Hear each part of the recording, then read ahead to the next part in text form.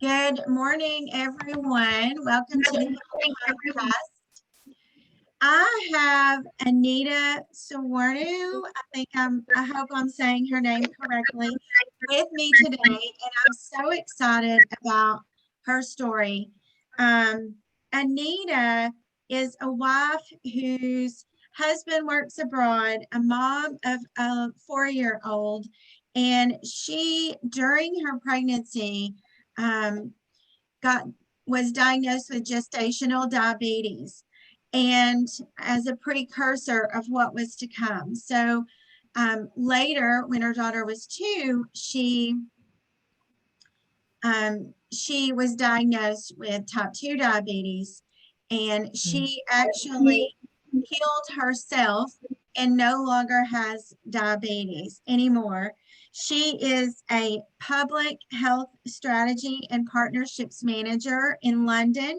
She's a registered nurse and a health and wellness coach as well.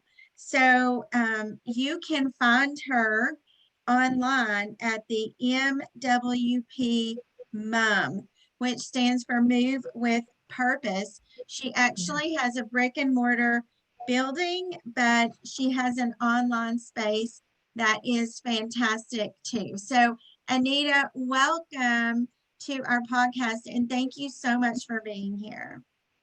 Thank you so much for having me, Robin. Glad to be here. I can't wait to share your story because so many people that I talk to feel like there is no hope for diagnosis of diabetes, that is a lifetime diagnosis, and that is a genetic disorder. I know that this is different than a type 1 diagnosis, but we're talking today about type 2. And so I want to get straight into your story. So you said that you had struggled some with your weight in your teens, but let's start out with when you were pregnant. You received a diagnosis of gestational diabetes. Is that correct? Yes, that's correct. 3 months into my pregnancy, I went to the doctors and they noticed that my blood sugars were very, very high. Went to have a glucose intolerance test, which is like a Lucozade drink. And then they wanted to see how my levels were. And they said, you've definitely got gestational diabetes. And along with that, I also had hypertension. So I was monitored throughout my whole pregnancy with the gestational diabetes. I was also taking insulin. So that was a new thing, having to inject myself, the psychology of that, of having to inject myself. I remember one day crying to my mum because I was like, am I harming the baby? And, you know, it was weird because although I have a background of nursing, this is a whole new thing. I'm an adult registered nurse. So when it comes to midwifery and all of this, it's completely different. So with my gestational diabetes, I was monitored. Every week I had to go into the diabetic clinic to be seen. They were giving me educational advice as well in terms of what foods to eat, what not to eat. And I'm not going to lie, it was a very stressful moment. I mean, my mum was trying to support me as much as she can in terms of giving me foods, but they literally stripped me from everything that I liked. So you can imagine as a pregnant person with cravings, and then you've got everyone saying you can't have that. So I think I even was falling into depression at that stage of during my pregnancy. And there was a moment where I was like, why am I here? Why is it? Because I'd gone through secondary school life of being relatively healthy, although I've struggled with weight. It wasn't until this pregnancy I'm realizing the effect, the lack of sleep, not being able to eat what I want, and just feeling like a failure as well as a mum, because before my child has come, I feel like I've already done something to my body to put her in detrimental health. So there was that feeling of shame, feeling of guilt as well, which was really, really difficult with the gestational diabetes. I was induced at 34 weeks. Usually with gestational diabetes, your baby tends to be a bit bigger, but because I had the problem with the blood pressure, it actually affected my placenta and the growth of the placenta. So they advise it's best to induce your child a lot earlier, so it wouldn't stop her from growing. So yes, I was induced at 34 weeks. Within 48 hours of giving birth, the diabetes went away. Well, the blood sugars went back to normal, and the blood pressure I was monitored 3 months after giving birth, but it had settled down and gone back to normal. Yes, and I forgot to mention that Anita received like this award in high school because she was present and on time every day, and so she did not have, I guess, 5 years in her secondary education, and she did not have one sick day. So a very healthy person, although maybe a little signs with the weight gain. And then gestational diabetes, which is very common, but is a precursor to getting type 2 diabetes. Is that correct? Definitely. So even after I gave birth, that was my warning sign. And the doctors did say to me, this is your warning sign that you need to tackle your lifestyle choices, because that's what type 2 diabetes is. It's mainly, although it could be genetic, because my dad is diabetic, he's also type 2 diabetic.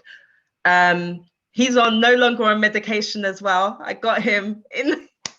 And he's 70, yes. And he's 70 years old. So can you imagine? He was diagnosed in his late 40s and now he's on no medication. So I love yes. that. I love But that. with me, it was more, once it went, I knew in my heart that I needed to tackle my lifestyle, but I ignored. There was something in my head where, not yet. Like, it's not that bad. Even though I'd gone through it, I don't know whether it was a denial or something like that, because as a nurse, it's do as I say, not as I do. So I still wasn't connecting it. And, less than 2 years later, I had symptoms in terms of headaches. I didn't lose that much weight, because I know some people tend to lose a lot of weight with their symptoms of type 2 diabetes, but it was more the headaches, it was more the dry mouth and the constant urinating as well. And there were times of constipation as well. And so when I went to the general practitioners, they did say, look, you are now type 2 diabetic. They were actually saying, how do you feel? Because you could have gone into a diabetic coma. And I think I actually went into the doctors for something else. And that's sometimes what happens. You go into the doctors for something else and they're like, oh, well, let's do your bloods here. Let's do your bloods there. And then they were like, you need to come in. And then they said, yes, you're type 2 diabetic. And I'm not going to lie, I came home and cried because I was given all this medication, metformin, glycoside. There was another one, jaundice. And it just looked like, is this going to be my life? But then I realized that no, this cannot be my portion, because I have seen what happens to people who do not treat their diabetes. They lose their eyesight.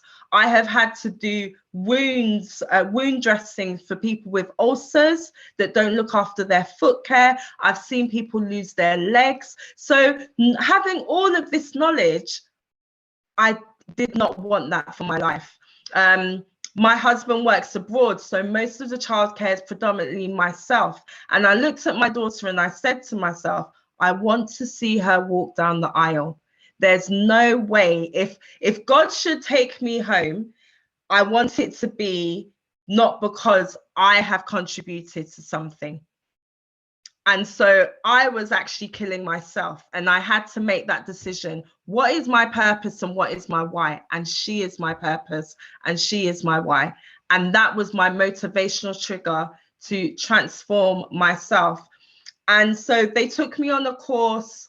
When you're newly diagnosed in the UK, you go on a course called Desmond, and they give you nutritional advice. However, for me personally, I didn't find it culture sensitive. And when I say culture sensitive, the foods they were advising me are foods that I don't have at home. I don't have hummus. I don't have chickpeas. Those are not things that I was used to. I'm used to them now, but as a newly diabetic, it was, yeah. And so sometimes psychologically, you want to shut yourself off again. You get overwhelmed. You get Yeah, overwhelmed. It's overwhelming. Like, here's this list of what I need to eat, and I don't know what half of these things are. Exactly. And I was like, what do I do with this? What do I do with chickpeas? I've never had chickpeas before. So you're looking online for recipes, and it was so overwhelming. And you know, I managed to do some research, and I'm going to be honest, because my daughter was my motivational trigger, that's why I pursued with the research. Not other people would go and do that, because the resources weren't actually there for me, handed to me. I had to go and look, what can I do? What foods can I eat? So I can now say I am the queen of bulgur wheat jollof. And jollof rice, for anyone, because my parents are from Ghana, West Africa, and we have this rice which is cooked in spicy tomato kind of stew, and it's called jollof rice. And people tend to eat that with chicken or meats and so forth. And our salad is not really healthy. Our salad's got egg, everything in it with salad cream. So I've had to still have my traditional food, but learn to make alternatives. So that's where the bulgur wheat comes from. So I've replaced basmati or jasmine rice with bulgur wheat. When I have my salads, I don't tend to have salads as much, but boiled or steamed green vegetables, things like that. Eggs are my best friend. I can make eggs in so many different ways, but poached eggs have become my new best friend, because I did used to eat fried eggs. So this is the thing. West Africans tend to fry their eggs and put everything in it, you know, like an omelette. But I've had to learn poached eggs are a lot better for me. Having brown seeded toast with avocado smash. I was used to just having avocado sliced up. But also with these alternatives, I also needed to know that I can't go overboard. So, for example, fruits, you would assume, oh, eat fruit, eat fruit. But actually, if we're honest with ourselves, and if you speak to your nutritionist or your doctor, there are certain fruits that are very high in sugar. That's why we go for those red juicy apples, because they're juicy for a reason. That's why we go for those red and black grapes, because they're juicy for a reason. So I had to then start picking green fruit, green apples, green, because I never realized how much they were in sugar. I'm someone, I can't eat bananas, because once my sugar goes up, it takes so long to go back down. So everyone has their own metabolic rate, and it's really important when you go through your health journey to kind of know what your triggers are. So I started doing the food diary. I was checking my blood sugars. So I got to know what foods kind of spike me up and take a very long time to go down. Okay, so something I did not ask you, because you don't have diabetes anymore. How long did it take you from the time you started making changes until you were well? No diagnosis. I was diagnosed April 2018. By November 2018, my blood sugars were of somebody that didn't have diabetes. And in the UK, I know it's slightly different over where you are. In the UK, they say diabetes in remission. They don't like to say diabetes has gone. And I know there's a lot of research into it. I think maybe they're trying to plan that if you've been without diabetes for 5 years, then they can say you've no longer got it. So they like to use the term for myself, diabetes in remission.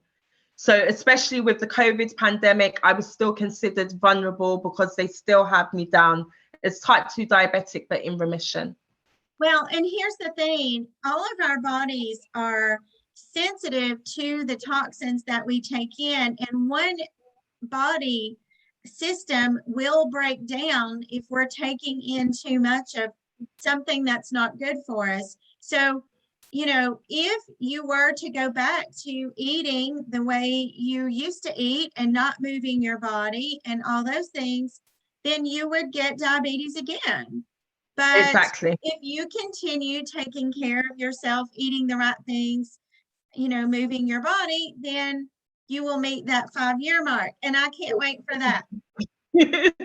Exactly. I used to think that, exercise, do I have to go to the gym, bench presses? I used to use the fact that I have a child who's going to look after her. And then someone said to me, home workouts. Started looking online. I love them. I'm an advocate for home workout. She can sit beside me. I even now, as she's older, I get her involved now. So home workouts are a thing for me.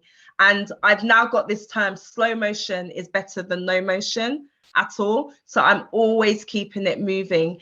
And it doesn't necessarily have to be your dumbbells. It could just be Zumba dancing, but I'm always about keeping your body moving. Sleep is a big thing for me. You know, I think people take for granted how important sleep is on our bodies. It's so important. Being productive, you know, just I'm doing a lot of mindfulness now, where even my daughter, she does mindfulness with me. We sit down, we kind of meditate. And I think it's so important to just reset, focus, and just be still. How many times can you say that you've actually been still in your thoughts, especially as a mother, especially as a parent, because your mind never is at rest, because you're thinking, okay, what am I going to make for dinner? Okay, have I ironed her uniform? Have I done this? Have I done that? We wear so many multiple hats, but it's very important to just be mindful. And even when we're eating, mindful eating is so important. And what I mean by mindful eating is learning to enjoy your food. Before, eating food was just rush, rush, rush, rush, rush. But now I sit down at the table, I actually take time to chew, feel the texture of my food. So that's something that I practice. Having a bath instead of a shower, because people may relate to this. When you have a child, mummy, mummy, mummy, like literally you just have to have a shower. But having those times where you can just sit down and relax in the bath, and ask for help. Ask for help, because self-care is not selfish. If you need to take time out, as I mentioned, my husband works abroad, but I am fortunate that my mother actually lives 5 minutes away. So there are times on a Saturday, oh, can you take her for a few hours? And not take her for a few hours so I can clean the house. Take her for a few hours so I can just sit, rest, and be with my thoughts. We need to come from the kind of mindset that self-care is going to do and paint your toenails, but self-care is doing something that you enjoy, and that emotional side of your health then gets tapped in. So also making connections with people is part of your social health as well. You know, we eat at party. I come from a culture where somebody dies, we eat. Somebody party, we eat. Go to someone's dinner, we eat. So I've now so now I do, okay, let's do picnic in the park and let's have nibbles. Let's not have a meal. Or learning to go out, and rather than have a free course, because I'm a dessert person, I'm a pudding person. So now having to have just maybe just the starter and then the dessert rather than the main. So these little tweaks. My daughter's plate, I use her plate for food rather than my big plate. And I still do that now to help me with my portion size. I love this. Yes. So get rid of your regular dinner plate. Yeah. Your salad plate. or your kids' plate to make your dinner. I love that so much. I'm going to start doing that. I love that. That's great tip. Okay. So, tell me, so your program that you do, the MWP Mom, is online. Yes. People can find you on Instagram, It's I know. Okay, and so your program focuses on a triangle of the yes. physical, social, and emotional aspects. Do you want to speak Yes. for just a minute about that and tell us how people can work with you? I think when it comes to the health triangle, when it comes to a health journey in general, people focus on the physical, that being your nutrition and your physical activity, your level of exercise. They say you have to do 10,000 steps a day. But I also think the social is very important. And when I say the social, is your connections with your family, the support that you have, as well as just even the buildings around you. I live in the area that if you walk down the street, the amount of chicken and chip shops that you see, and that's the built environment that you live in. And we have to take into consideration, these are your triggers. You know, are you going to a farmer's market to get your food? That is all part of your social health, the built environment. So addressing those needs and how you're going to be intentional with them, we shouldn't ignore them. I know that as soon as I go out my house, I'm going to smell that chicken. I know that. So what am I going to do to avoid it? You know, I have to keep on reminding myself what my purpose is and what my why is.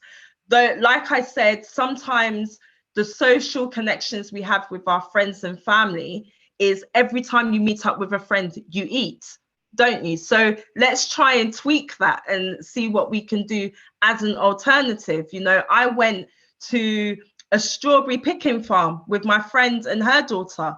And that was and we ate the strawberry, we had a picnic, we had the strawberries at the end. But before I thought about my health journey, we would be taking our kids for brunch and we'll be having our cocktails. We would never think go to strawberry picking. So just trying to be intentional with the activities that you do.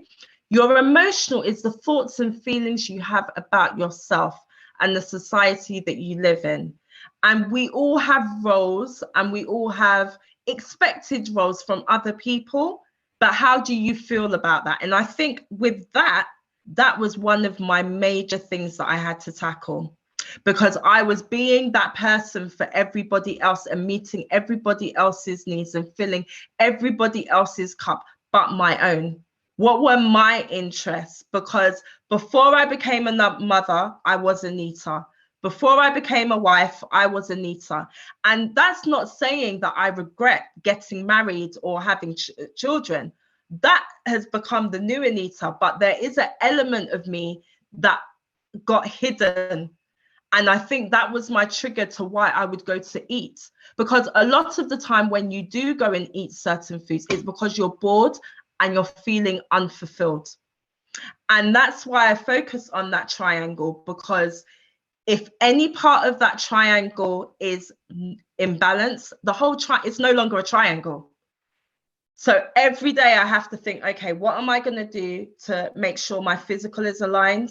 And there are going to be days where each side is out of balance, and it's okay to not be okay. But the emotional, people need to realize how much that triggers. And that's why I do encourage people to do food journals, food diaries, because then you will see the pattern. Anytime I had an argument with hubby, I'll see what foods I would go for. And then just being intentional with what is even in your cupboard. A lot of my clients will say, oh, I had this today, or I had Diet Coke. But why was the Diet Coke in your house? You bought the Diet Coke. Right. So be intentional. Oh, I've got nothing to eat. That's why I ordered takeaway.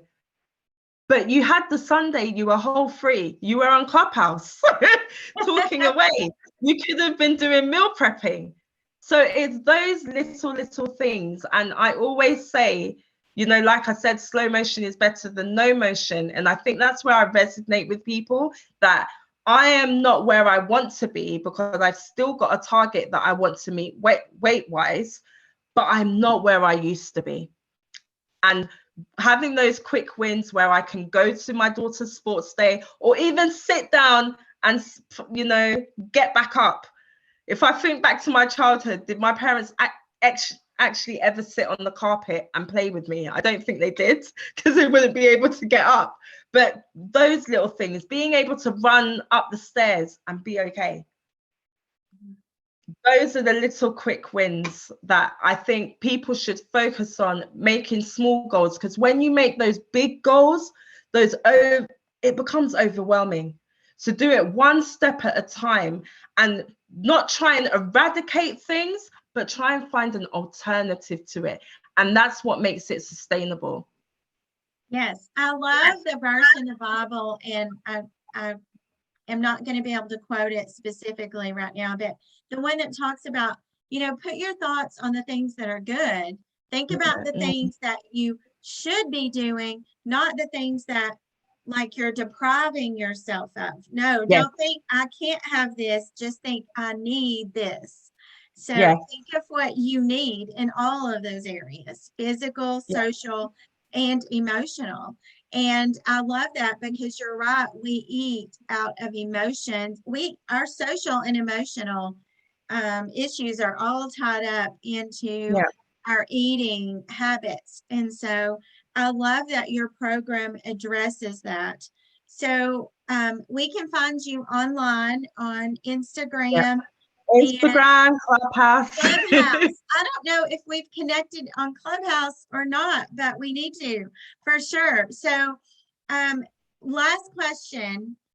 I just want you to think for a minute about speaking to someone.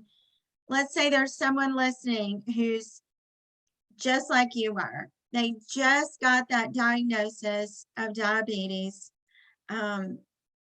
What would you say to them? What would be your either the first thing they need to do or the most important thing that they need to do? You've just been diagnosed, and don't think it is the be all end all.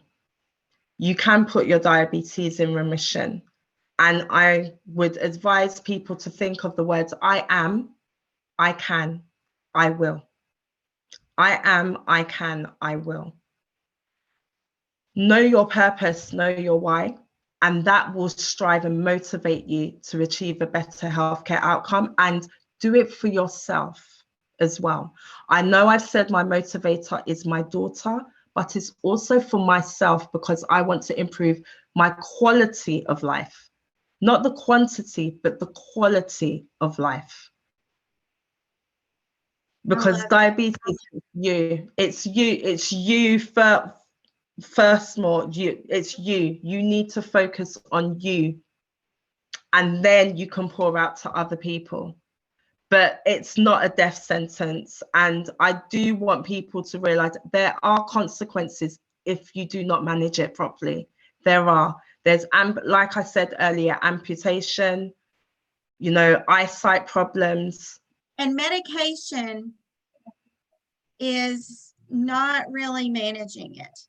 That is a Band-Aid, and that is not the solution, but there is just helping you with your definitely it's helping you with regulate your blood sugars, but I'm living proof, testimony, you can do that with the foods that you eat. And your dad. Exactly. And my dad, 70-year-old man now, you know, no longer on any medication. We need to get him on here. I bet he has some really good advice for us. And like, he can't do exercises like me, but he does a lot of walking. And so that's what I'll say to people is take each day as it comes, and slow motion is better than no motion. Okay, so after this podcast releases, I want you to ask your dad, see if he'll let you take his picture, and we'll post it along with yours yes. in the podcast, because this is a twofer. You can heal your diabetes. God has an abundant life for you, and if you've got type 2 diabetes, you don't have to have it. There is Yes. a solution. So thank you, Anita, for being on our podcast. I've enjoyed this so much. I feel like we've just made fast friends. I could talk to you all day. There's so many Yeah, I know. more things I want to ask you. So make sure you go connect with Anita online and check out her MWP Mom program. Move with Purpose Mom, because and so many mothers need this. It's so easy to lose yourself when you become a mother, and then when you're my age, when you're 50 and your kids are gone, you're like, wait, who am I? Who needs me? I need to drive You lose someone to a yourself. sport. I don't, what am I And supposed that's it, right? You're rediscovering yourself through health, wellness, and fitness. Absolutely. So anyway, it's been such a pleasure. Thank you so much. And I cannot wait to connect with you more. Thank you so much for having me, Robin. Thank you. Thank you all for listening. Great story. Thank you for sharing.